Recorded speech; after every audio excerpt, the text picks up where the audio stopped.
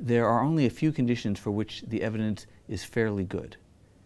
The law mentions by name hepatitis C, Crohn's disease, HIV, Parkinson's, ALS, multiple sclerosis, and cancer. In those situations, the best evidence is coming from Crohn's disease, where it can lead to a reduction in the amount of medication needed to control the symptoms, and in HIV, particularly with control of neuropathy. Hepatitis C, it does not affect the disease at all, but it can make it much easier for patients to tolerate the adverse effects of the standard regimen. For multiple sclerosis, the evidence indicates that it can help with pain and spasticity. It's not strong evidence, but there seems to be some benefit from smoking marijuana, and there are larger studies with other cannabinoids such as dronabinol or combinations of marijuana extracts along with synthetic THC that have shown at least a subjective improvement for things like pain and spasm and sleeping disorders. With respect to Parkinson's, ALS, and glaucoma, the evidence is extremely weak.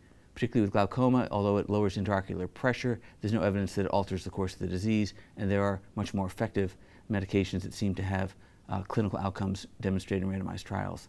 And the evidence for both ALS and Parkinson's doesn't come from any high-quality data whatsoever.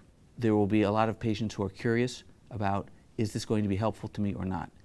I think for those patients, the first step is for the physicians to inform themselves about what kind of evidence there is, what are the alternatives that the patient might want to try first. I think it's pretty clear from the medical evidence that using smoked marijuana isn't the drug of choice for any medical condition, although there are some medical conditions, as I mentioned, for which it may be a second or third line option in particular patients. I think there may be some patients who want to use it first, and I think in those situations, physicians need to be able to counsel patients on what better options there might be.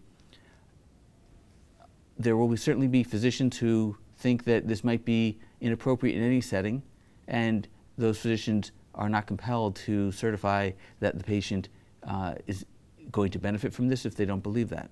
So I think the impact will vary from one physician to another, but the main thing is to be able to have an informed discussion with your patients regarding what the best evidence is for treating whatever condition is that they have.